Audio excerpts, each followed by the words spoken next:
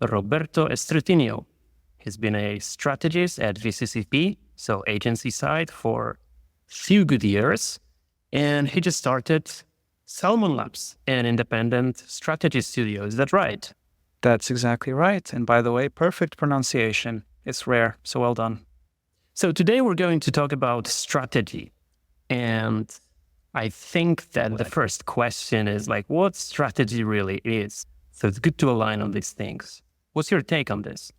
Well, it probably sparks more conversations on Twitter than love does, and more arguments as well. I'm a simple guy. I just think of it as an informed way to win. You can find holes in it, but like it works well enough for me. And that's kind of my MO. If it works well enough, then it's probably okay. Let's chill out. Yeah, an informed way to win would be how I answer it today. Chase, you stole it, man. Or I stole it from you. I think we all steal from each other, right? That's the thing. It's like I don't do this by default, but like whatever I'm going to tell you, I probably am stealing it from somewhere else, and I forgot where from. And you know, it's not of ill intent. It's just, you know, our brains. That's the way things are. We steal from the universe, right? It's just how it is, right? Like I was speaking to someone, a bit of a segue, but I was speaking to someone the other day who has become quite famous in the consulting space, and he was like, "Oh yeah, so like one of the things I realized is that I had all these theories, and then it turns out that people said, oh yeah, that's just like what Michael Porter wrote 30 years ago." And I was like, oh shit, I didn't read that. I just got to that conclusion. And so it's like, who knows what original thinking is anymore? But yeah, that would be my answer for now. There may be others tomorrow. Who knows? You come from the agency background. And, I do. Strategy in agency is a vastly different thing to what it is to independent consultants, independent strategists. Strategy in brand strategists do entirely different things. And what I'm doing right now is business strategy for creative firms. So essentially navigating the ships that used to sail on its own until they grew until quite large size. So these are vastly different worlds, right? Mm-hmm. How is strategy understood in the agency world, like the kind of strategy that you used to be doing? Mm-hmm. And how is different what you're doing today? Okay, so historically, strategy is seen in agencies, in most agencies, as the thing that it's probably important, but you can't really charge money for it. And so most places don't. And so as a result, what you end up with is a bunch of people that are very bright, that understand what brands need to do to win, but are somehow incentivized to make it feel like really important and big and sometimes complicated so that they basically keep adding value. So on the one hand, what that means is that strategists are probably some of the most fascinating people in an agency. On the other hand, I've certainly fallen on the trap of basically putting a bit of like my ego and trying to sound smart rather, instead of having enough confidence to just say, I think what we need to do is this for these reasons.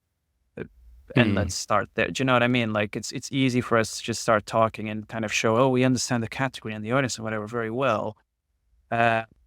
When sometimes I think the body language of how we communicate as strategists, like, less is kind of more. And so that actually speaks to some of the stuff I've been observing in my own process, which is when you work for a big agency which is an established methodology, you by osmosis absorb that methodology and you think in that form. That's just how it is, right? We culture gets imprinted on us, whether we like it or not. Especially if you've been there for 6 years, as I was 6 years at VCCP. What I notice now is that I'm trying to evaluate whether there's simpler ways of doing it, but more importantly, because our job is to think about the effect on the other end, whether it's even the thing that clients want, right? So one of the things that really interests me is almost what's the minimum amount of things that you need to make a strategic decisions? Not what's the maximum amount, what's the minimum amount? because that allows you to move fast while still having some sort of informed way of what the hell you're doing. So I'd say these days I spend less time doing decks, and maybe thank goodness for that because they bore me, although I know they're important. And more like just having conversations with people and then summarizing those conversations and going, so what we agreed is this, is that what we said? And people say yes. And then we go, great, so let's do that. I'll give you an example. Just before this call, in classic agency form, I was sent something at 3:30 and asked for a point of view by 4 because there was going to be a briefing at 4:10. And I obviously had this chat booked with you. So I said, I can't do the thing at 4, but I'll have a look at the thing at 3:30. And really all they needed was for me to look at 4 slides that were about brand positioning for a global brand that's going to sponsor a global thing, and tell them what I think should be the focus point for a big spot they're going to be doing next year, the big TV spot. And I think there's part of me in the past that would have struggled with this because I would have gone, oh, I'm now put on the spot. I have 10 minutes to offer something of value. And you know, I need to go away and think about it. And I need to go look into the audience. And I need to go look into this and the competitive set and the brand and all these things, which are all correct. But the reality is they needed something in 20 minutes. So, you know, maybe because of experience, maybe because of emotional maturity, maybe a combination of the two, I spent some time with it. I basically did something which, if you looked from the outside, you'd think I was a nutter. But rather than just stay in my head, I started verbalizing what I thought to myself, but I recorded it. So I had a record of where I got to, because when I start talking, I inevitably get to a conclusion. It's just I don't know what the conclusion is yet. That may make me a bit annoying to talk to sometimes.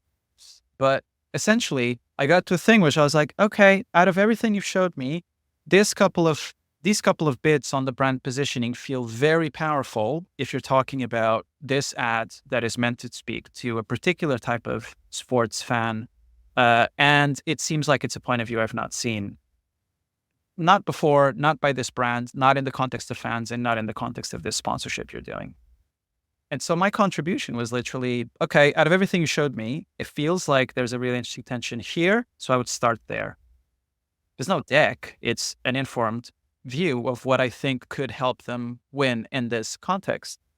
And I think maybe it's because I now work independently or I'm self-employed. There's part of it, it's like you shouldn't feel guilty that that's your contribution because that's what experience will give you. You know, you could argue, oh, you only gave him 10 minutes of thought. And I went, no, I gave it 10 years concentrated into 10 minutes of thought.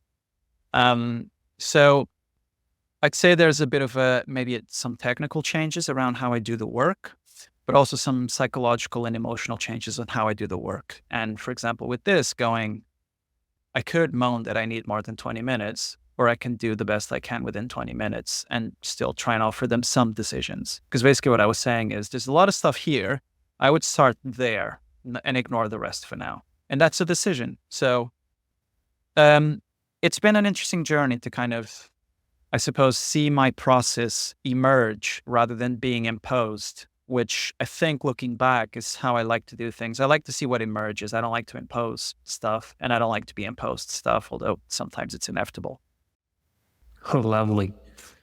Touching the value of freedom, which I guess we have in common. But you touched on so many interesting things. Like the first one is, you know, the reality of agency payroll, right? Because, Yes. you know, as a strategist in the agency world, you're on a payroll and you're joining these weirdos who are an expense and rarely have billable hours, right? Yes, correct.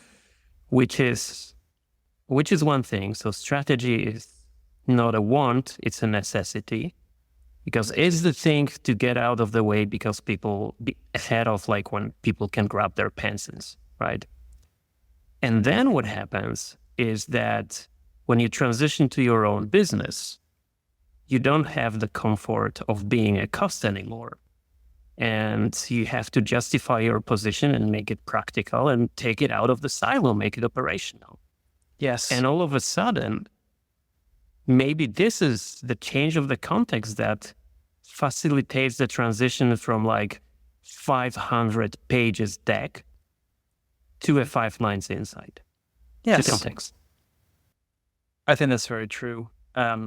It also, like, I was very conscious of this when I started working independently. I spent some time just speaking to CMOs about like, what do you need? Not just like what can I do, but like what do you genuinely need? And most people don't need a 30-page slide. Now, slide presentation. Now, I should say that doesn't mean you shouldn't do it anyway. It's just there's a difference between the thing you leave behind or the thing you show that you've done the due diligence and then the thing you actually present or the thing that you bring to a conversation.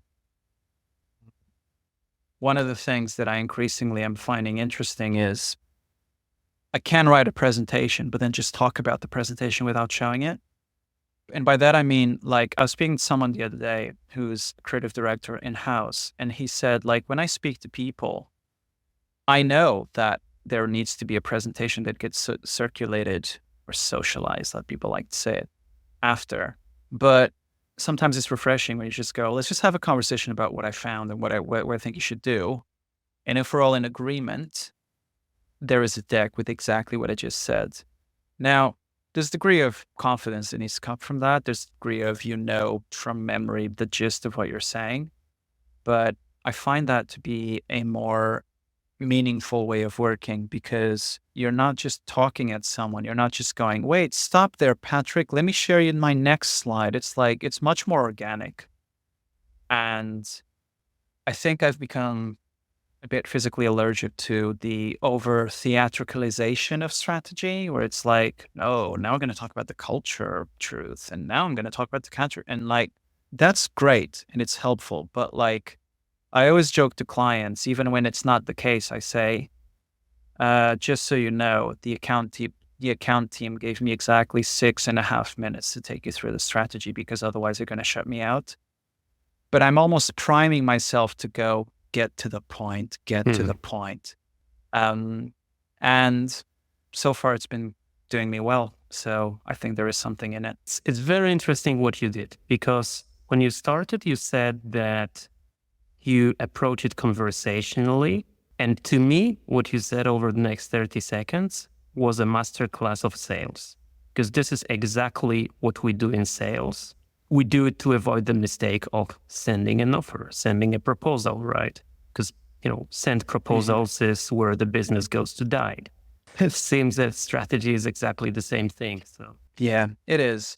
I mean, it's now something I've been focusing on. I never thought I'd be kind of considering asking people like, how do you sell? Because sales always feels dirty, but I am a believer, or I feel like there is a way of doing like sales without feeling like sleazy or feeling like you're being forceful. Because I start getting uncomfortable if, for example, someone like, I'll give you an example, right? I have some creds for my company and for the projects I've done in a portfolio and stuff. And someone was asking, like, do you usually like send them to clients? Do you present to them? What do you do? And I go, actually, like, I have sent it to clients on email, but never before having had a conversation with them as almost like, oh, thanks, great chat. By the way, this is what I do. Take it or leave it. But I've never actually done, can I book a meeting with you to show you my deck? Because that makes it feel anti-conversational. So it's almost like I'm instinctively against the idea of presenting to you, even though at the end, I might send you something for you to read. And it just feels like it makes people a bit more at ease. You can be a bit more open-minded about you can be in active listening mode. You're not just in, oh, I need to make these points mode. But I'm still learning, right? It just feels like it's the style that is emerging that I feel most comfortable in. Some people are very good at being like very directly at sales. I don't know if that's really how I do it, but, or how I feel comfortable doing it. So I'd much rather just, create a bit of chemistry up front and then go, oh, by the way, if you ever want to work together, here's like my stuff. But even if you don't, like, I'm thankful for the hour we spent together. And I literally say it, like, I appreciate the time you gave me. So, I hope we can talk soon again. So that's just my style. It's fascinating because isn't it ironic that what's happening right now is that the communication becomes like so digital and so intermediated with like emails, decks, technology, and all these kind of things.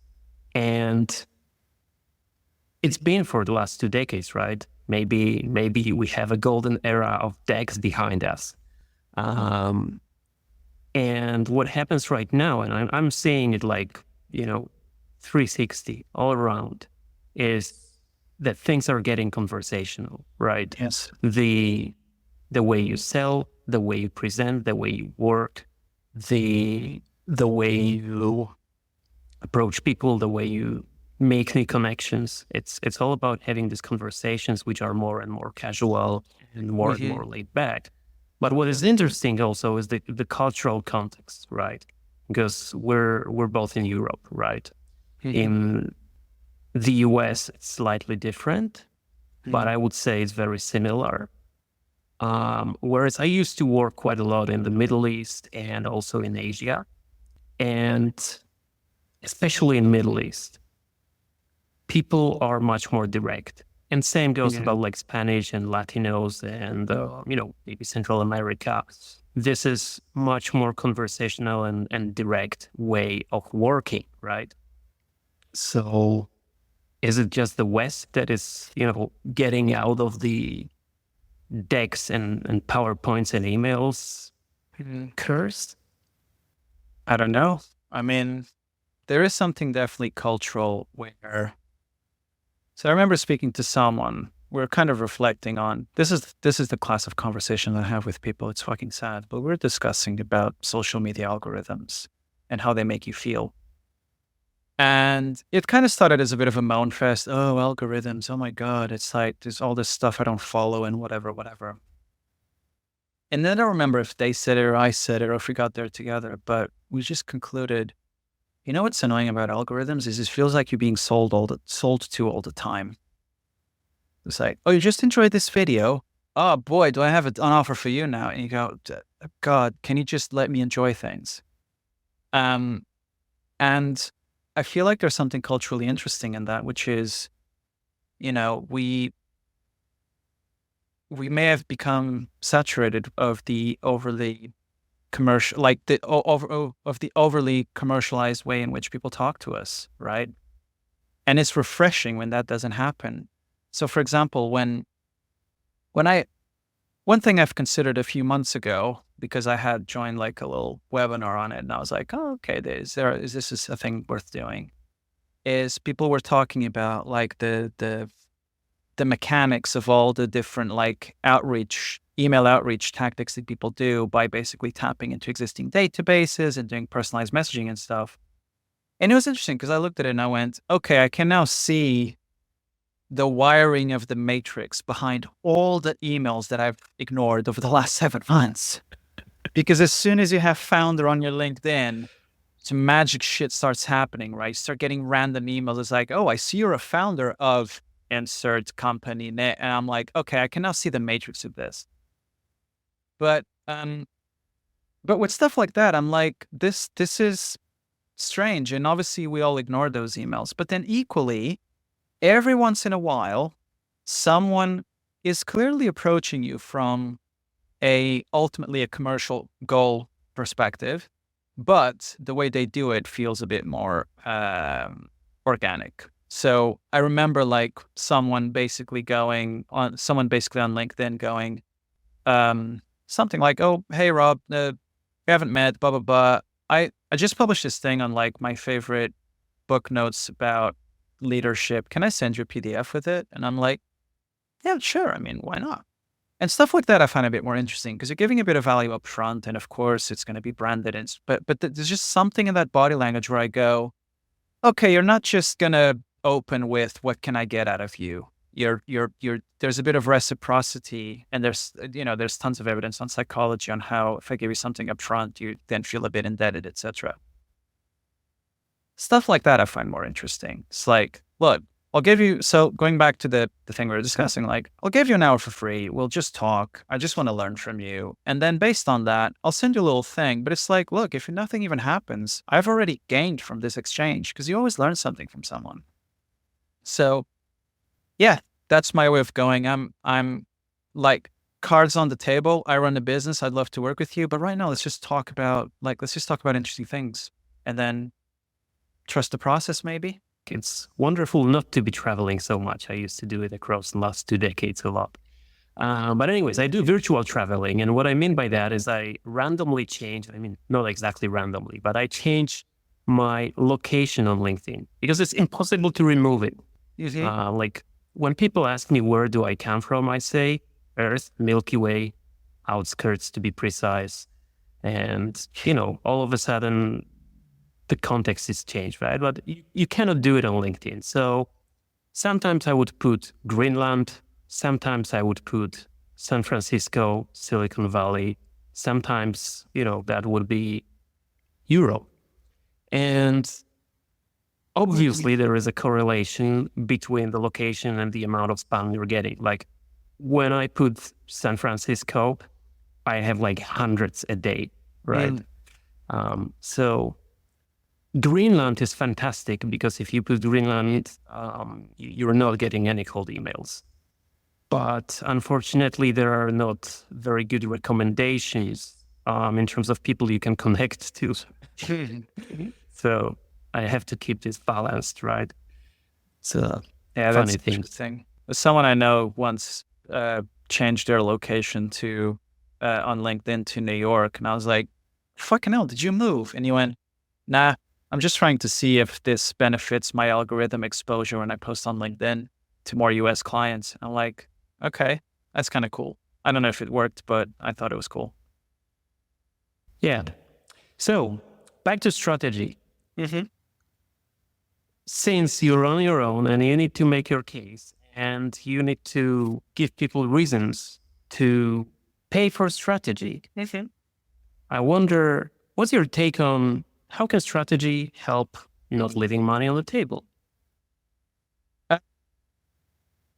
So it depends on where you're coming from with that question. But for example, if you're an agency, and well, actually, no, even if you're just like, let's start with if you're a solo and your job is now to sell a product, which is called strategy.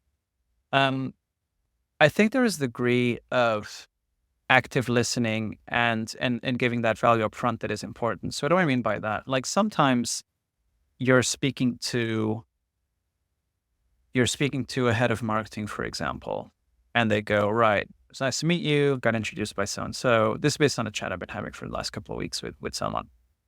Got introduced by someone, they need some help with a brand campaign of some kind. We start talking. And as we start talking, it starts becoming clear that there is the ambition that they have, and then there is the reality of what they can afford. But then there's also the knowledge that they need on like, okay, if we're working together, like how should I even staff myself up to like do this stuff?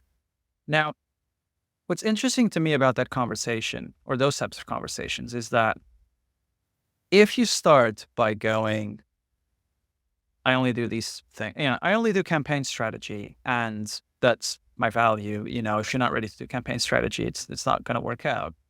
That's fine. Maybe that's your niche. Good luck. But in this instance, you needed a bit more malleability, right? Because before you know it, you start getting a sense that the commercial opportunity is less about, oh, I'll tell you how to write a great campaign strategy. And it's more about, I can help you find people who make this happen. And then I just act as an advisor in the background, for which hopefully I still get paid. But the role is more helping you find the people to make this thing happen, not so much someone writing you a strategy deck. And so I think there's a certain instinct, I suppose, that you start cultivating over time where I've actually been changing my mind about this recently, about how you position yourself to companies. Because you'd think you need to position yourself as one thing. And someone changed my mind about it earlier this week because they said, my background is too varied for me to just be positioned as one thing. So depending on who I'm speaking, I'll position myself differently, right?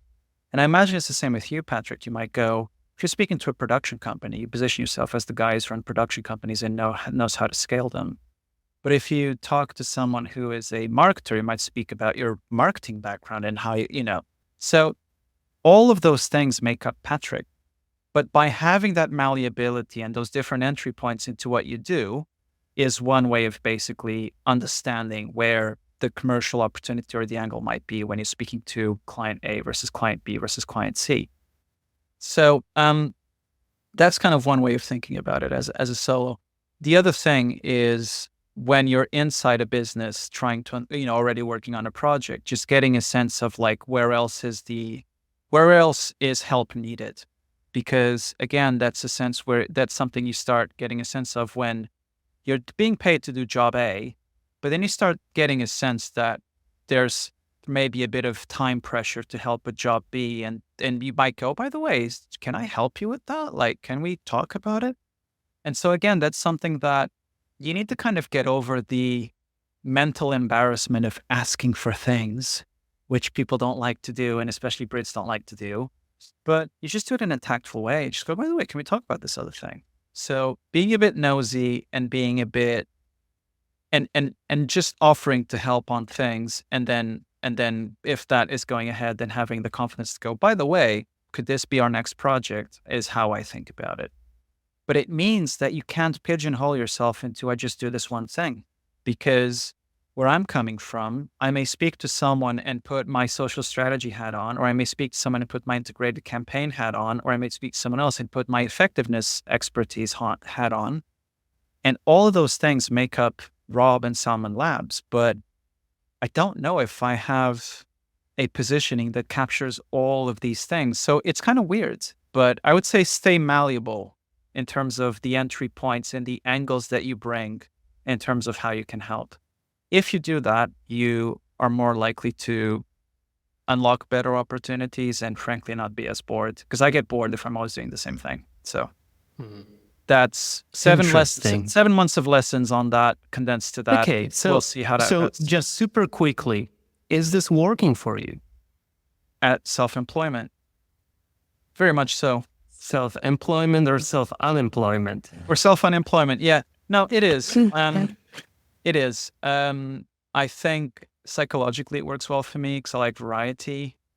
I think it's been helping me grow as a professional, not just as a strategist. So like understanding how to sell. There's a thing in startups about like you either learn how to make stuff or you learn how to sell stuff. I'm now a big believer in that. So it's like, and if you're a strategist, by the way, you usually can't do either. So I'm like, I need to learn at least one of them. Let's learn the sell stuff first, because I'm not a coder or anything. I can't make things, although I can, make words and edit videos a bit shittily. But it is working. I find I'm more well-rounded as a professional. I think my self-image has changed as well, because I think over the past several years, for various reasons, mental health including, I got too hung up on my identity being that of like, if I'm not a strategist, what the hell am I? And obviously that gives you drive, but it also gives you a lot of insecurity when for some reason you hit a bump in the road on your strategy career.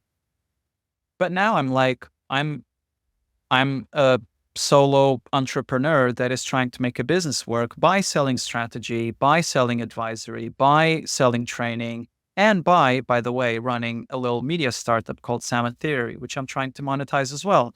All these things make up who I am now. So a lot of my work isn't just doing strategy, but in a way that feels more enriching. I feel more well-rounded, more flexible around the types of conversations I can have, and more confident. Because don't get me wrong, like a lot of times you doubt yourself, but the fact, if you're persistent with it and every now and then you get a win, you go, oh man, what a feeling this is. So that's a high that I'm now looking to chase. Like, can I keep running a thing that is mine and basically carve out my own economic opportunities by working directly with clients? I fucking love that. Whether time will tell whether I'm any good at it to stay to survive and thrive. But so far, it's been going very well. The reason I'm asking is, I guess this is a problem of like many people coming from the creative background, especially entrepreneurs that have been wearing too many hats. Yes. Like just yesterday, I was reading a wonderful report coming from Promethean Research, and what they showed is what I knew, but they made it visual. And that was how many different hats does a creative business founder wears across different stages of a company. Yes. So starting from, freelance, micro studio, small agency, all the way up to mid and large agencies. And what was striking to me was like how slowly we drop these hats. And it's not that when you grow, to 10 people, you're not wearing 10 hats, you're wearing 2 or 1. Now, you wear so many hats until your company is like 50 or 75 or 100. So that's one thing. So this is our background, and we're all like that. At the same time, another very interesting perspective that opens up here is because of the reality of like social media selling and selling through digital means of communications, which points back to the beginning of our conversation, what happens is that we have to pigeonhole ourselves. We have to shrink us to this like small units of conversation, which is just one title description. And people obviously struggle with it because when you look at people at LinkedIn, they have 20 different or 50 different positions squeezed in the field, which is ridiculous, but that's what it is. But anyways, my point being that all this digital context takes the human context out of the way, yes, and gives you the small containers that you have to fit into, making the entire thing even more commoditizing your service and more transactional, which is exactly the opposite angle to, I would make the case that a new way of doing things. So that's one thing. But at the same time, I'm not sure, are you familiar with the work of David C. Baker? No. Okay, so she's obviously the consultant of consultants or advisor of advisors, the most recognized person in the field. And he's an expert on positioning, obviously, the expert on positioning. And in one of his books, I can't remember if it's The Business of Expertise or the next one, Something Secrets of Elite Advisors or something like that. Very bad title. Both books are fine. Wonderful. You should read them. But anyways, he talks about what he calls a difficult business decision, meaning stop being everything for everyone. Specialize, position your expertise tightly, because with that comes strength and positioning and pricing premium. And obviously with that, it doesn't pigeonhole you, meaning the stronger you do it, the easier it is for you on the market. But at the same time, it doesn't close the door from doing other kinds of work, right? So this is the classic way of thinking about tight positioning. And I know that, I understand that. I've seen benefits of that in my career. But at the same time, I have this feeling that things are shifting, right? That the world is perhaps oversaturated with this transactional thing. And given what we said about things transitioning to conversational,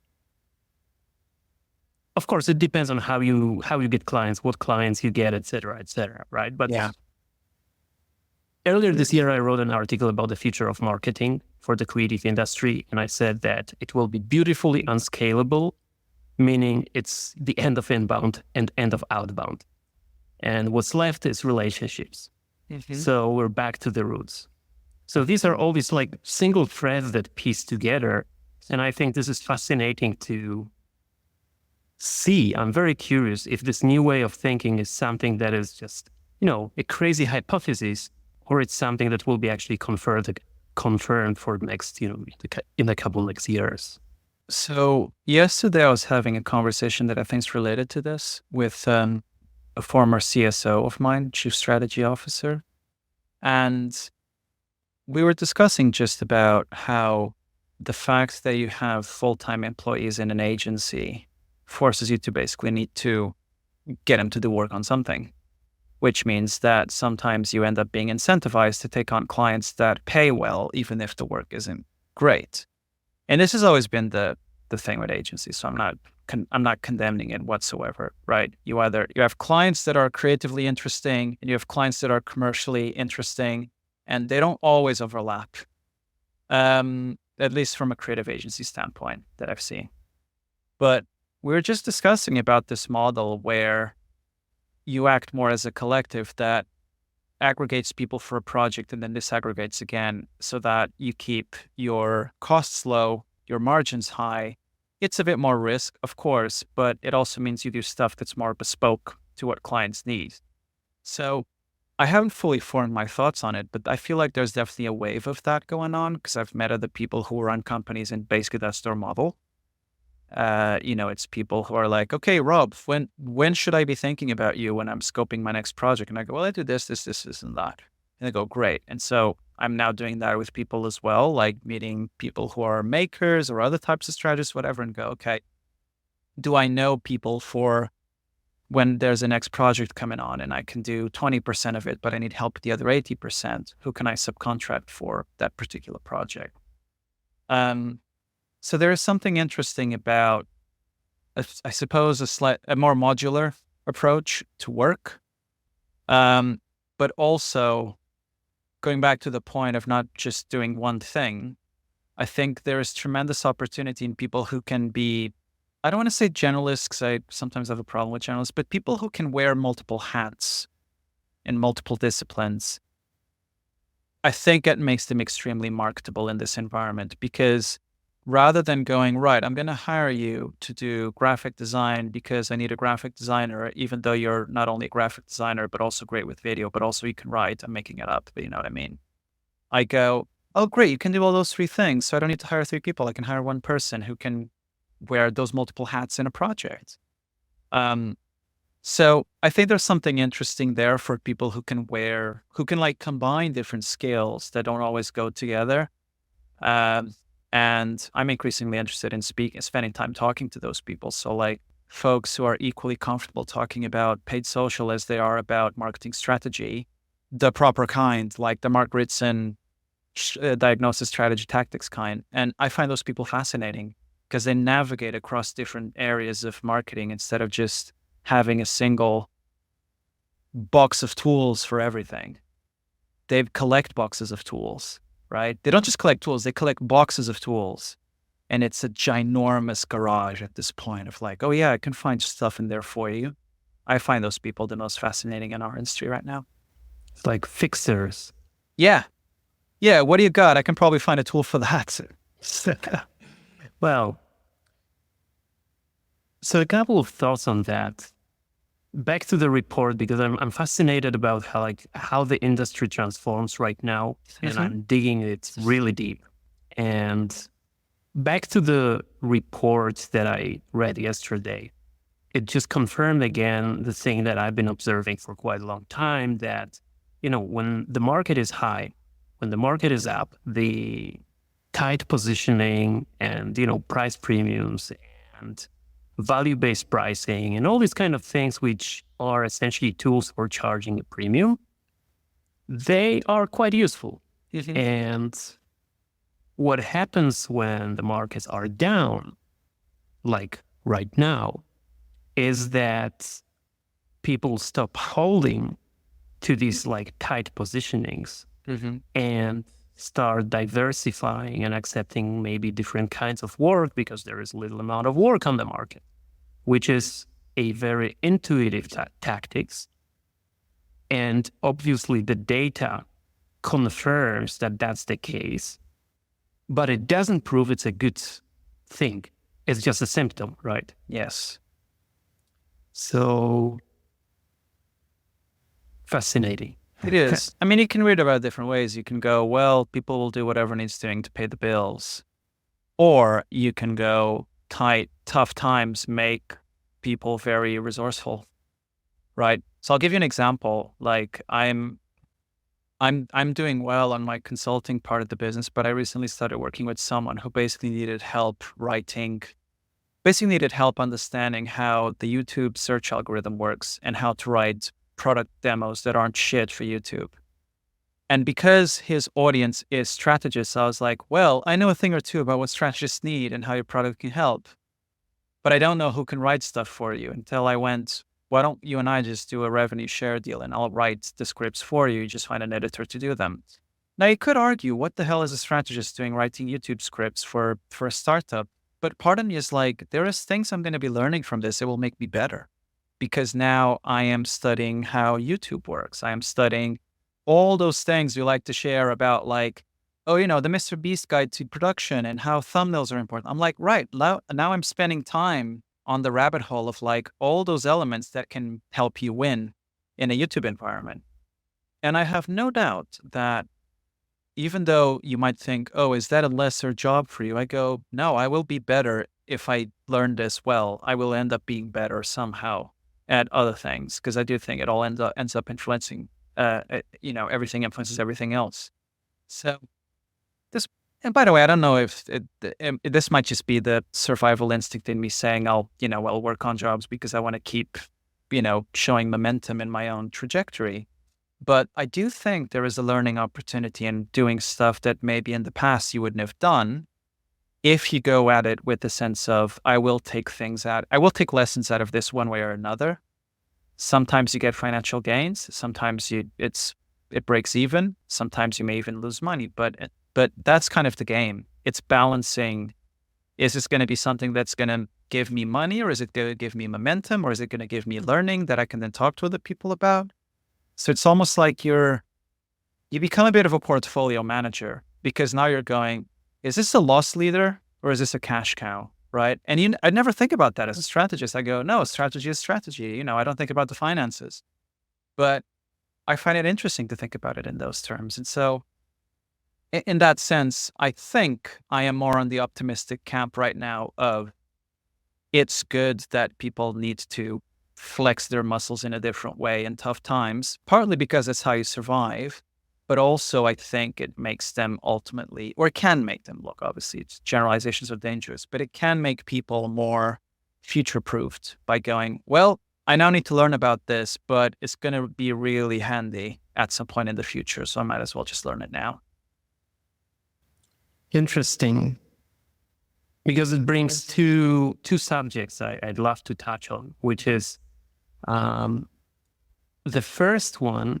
This is something we I guess you and I discussed briefly in the past, which is the dichotomy between thinking and doing and strategy versus execution. And this is a truly fascinating area, because this tension has obviously always existed.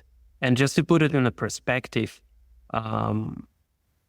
you started with agencies which are charging for doing, giving thinking away for free.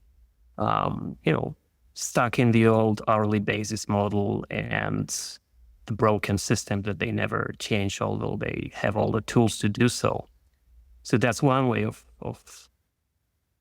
approaching things. And then when you start thinking about charging for strategy, what happens is that it's very difficult to do it when you approach it from the doer perspective. You can do it. And the way David C. Baker, David C. Baker or Blair and David C. Baker puts it is that, okay, imagine you have a house and it has two rooms. One is strategy, the other is execution. And the whole trick is to remove one entrance so that people cannot enter through the execution room. They can only enter through the strategy room. Once the strategy is done and paid, only then you let them enter the second room, which I believe is a good mental hack and way of thinking about it. I find it very useful. And as far as I know, my experience and my fellows running creative studios that are more and more transitioning to consultancy, they have to. And other consultants, advisors, that's something that proved to work. Mm-hmm. However, when you think about selling strategy, and this is something that blew my mind recently, you need to check out Max Trailer. He's written the best book that exists in terms of relation between value and volume. Lovely 150 pages, coffee break book, because you can swallow it in 2 hours. And the number one highlight from this book for me is something that I knew, of course, but he put it in a very resonant way, that when you do two things for a client, you do a strategy and you do execution, you will be always perceived through the lens of the lesser of these two, which is why David's model breaks. Because, I mean, it makes the relationship with a client singular, because you can catch one client, push them through the strategy room, then let them go into the execution room, but then they will never buy the strategy again from you, because you will be always the pencil guy, right? Not the thinker. Which is, it is what it is. And I think it aligns very well with another concept, which I find my experience confirms, that the strongest position you ever assume in the relationship is that one when you enter it. And then your position can only diminish. So, it's like either one off, or you enter once through the strategy and then you go to execution, and then you can only keep repeating execution, or, well, you can do strategy, but it will be a gift, right? You will have issues charging a premium for that. But anyways, when you approach it from Mac's perspective, this is something that I find brilliant and fascinating, and I guess game-changing, that you simply have to separate these two things, and you need to find a way to never touch the next one, right? I recall I had a few good conversations with fellow consultants recently where we discussed this, and I was suggesting them, we know that, right? Smart people, we know how these things work. We agree with that in theory. Let's think about mind tricks that we can pull in order to work around this thing, right? You go, sir. I was just going to say, all these are great recommendations. I've not read, it's on my ever-growing Kindle to read list, all of these books, and Max Trailer, I know also it's kind of available online in other formats. To be honest with you, I'm too early into my trajectory to have a fully formed view on it. I have some hypotheses, but I don't know if I deeply trust any of them at this point. What I will say is I have heard, and again, like, who knows where the truth lies, and whether it's contextual to different clients, different sizes of business, maybe even different categories really of business. But what I will say is I had a conversation with someone who is working on a neobank. She's launching a neobank in Asia. And she was telling me that actually her CEO has felt kind of quite burned in the past by consultants, which means they're now skeptical of the word consultant. And I was like, okay, that's interesting. But she said, if there's someone that can take the thinking, that can inform the thinking, but then also start making the bridge to some of the doing, that feels like, at least like there's stuff that's being made off the back of it. Now, that puts us in a very strange position, because to your point, you don't want to just be the writing guy, you want to be the strategy guy. But then is it strange to say you're the strategist that can also write? Who knows? I have seen people who I've spoken to who basically their entry point is strategy, but then they go, by the way, but in the meantime, I can help you with some of this other writing stuff or some of the doing. So interestingly enough, they seem to have reverse engineered the agency model by going, you pay for strategy, you can get the rest a little bit for free. Not all of it, but enough that you see it playing through a little bit. And I've seen a few folks, mostly writers, strategists who also do like brand tone of voice stuff, who basically, in order to sell their thinking, had to show 10% of the executional potential But it was interesting that they didn't get paid for execution. They got paid for strategy, but they needed to sell the execution for free to prove that the strategy was valid. And I don't know, like I said, I'm too early into unpacking that in my own mind, but there is something I identify with in that way of thinking, because I am first and foremost a strategist, but I can also, I've also written before. I've written weirdly, I've written things that I've ran this year in advertising. And I'm like, I don't know who the fuck I am to write a headline, but I wrote a headline that clients liked and in my opinion was good. So I guess that's now in my portfolio. So it's kind of strange. But the entry point of I'm a strategist that can also X feels smarter, wiser than saying, oh yeah, I'll do your writing. Oh, I can also do strategy on the side, The lead is always the strategy. That should be the end. Yeah. No, totally agree with you. And I was just chatting recently with Alex James, a great mind. He positioned himself as a B2B messaging strategist. But, he's one of good guys to talk to. And we chatted exactly about this. Like, okay, you sell what you sell a strategy, right? But how can you sell a strategy without making at least a single example of this being done? So this is exactly what you mentioned. So you need to give one piece to give it a shape, right? Exactly. Yeah. Which leads me to the point that I wanted to chat since the beginning of our conversation, which is maybe we're getting the whole thing wrong. Maybe it's not strategy versus execution, right? This is how we started. Maybe strategy is just more informed way of doing. And if you approach it from this perspective, this entire dichotomy dissolves a little bit. And what happens if so? What's your take on this? I completely agree with that. I mean, I'm slowly starting to wrap my head around the practice of what people might call emergent strategy. So basically strategy in a complex environment. But what I'm gathering is that it's very much born out of that premise. It's we can theorize about what's going to happen, or we can just try some things, see what happens, and then try and extrapolate from that.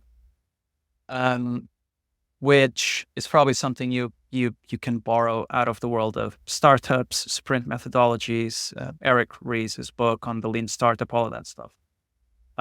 There's actually someone I know who his view now is that strategists should learn from startups, not from other strategists. And I broadly buy into that as a methodology to do our work. So in that sense, yeah, I mean, for one reason or another, I've always liked seeing the output of what I do, whether it's, an ad or a TikTok or just something that was made to express what the strategy was designed as. And so the fact that now certain projects allow me to kind of compress that a little bit, make me feel good about the work I do, but also I think they make clients feel good about the work, because the worst thing you can do is just write a brilliant strategy that then lives in a Google Drive for 17 months. That just doesn't feel like a good use of time. And that's perhaps the reason people don't want to pay for that and don't need it, right? Well, yeah, exactly. Just one final point. I was speaking to someone a few months ago who's now fractional CMO. And one of the things he was saying is that he's looking to position himself as the person who will take the strategy and actually operationalize it, because he's going, a lot of these consultants show up, they go, what you should do is this. And they go, that sounds brilliant. They leave. And then people go, how do I start? And so he's the guy that will tell you how to start. Yeah. So the only point of the strategy is to inform doing and get things done. And by the way, the things that you mentioned are from Rees. This is totally in line with what Martin Neumeyer have been saying 20 or 30 years ago. I mean, that's his lived experience, where he started experimenting, designing the first packaging projects for software, right? He would go design them and test them in the field, and that was his differentiator. And I guess that's the finding that is worth an approach that is worth keeping. I think so. Because it takes strategy out of a silo and makes it more applicable, practical. It's how big tech does it as well, right? It's like, it's taken to an extreme. It's the whole move fast, break things. But if you extract the whole, Facebook bad for society narrative out of it, they basically ship stuff all the time that doesn't work. But it not working is a good lesson, or it not picking up is a good lesson. Then they go, great, that was a cost of doing business. Put it aside. Let's try something else. Now we know what not to do. So it seems to me like it's not only more interesting, but it's potentially a more effective way of thinking about stuff, because you at least have data to go off of, right? Rather than being stuck in an endless logic discussion. And like, I've just seen too many times people debating literally something for 18 months and not doing a single thing in market. And then no one's the wiser, So yeah, it's something that ideally I don't spend 18 months debating something. I think my brain needs dopamine faster than that. Needs to see something coming out. Perfect. Especially that with like when the market is slow, it doesn't mean that the market gets slower, right? Things are only getting faster these days, and we just cannot afford to sit and keep thinking out of like detached from practice. I know. But it's interesting that, because a lot of people might go, oh, but it shouldn't be that way. Whereas I always approach it from a realist perspective. I'm like, I work with what I've got, Should we be, should brands slow down and think about stuff? Yes, they should. But sometimes there's just wider systemic things in a business that are completely outside of your control, and you got to make work with what you've got. So, I tend to approach it from that realist side as well. Like, the world shouldn't be faster. Oh, but it is. What are you going to do about it? Cool, man. It's been a pleasure. Enjoy the conversation. Likewise, thank you. Looking forward to catching up out there. Thanks for inviting me. And this was good. Made me think of new stuff as well, which is always a great sign. So thank you.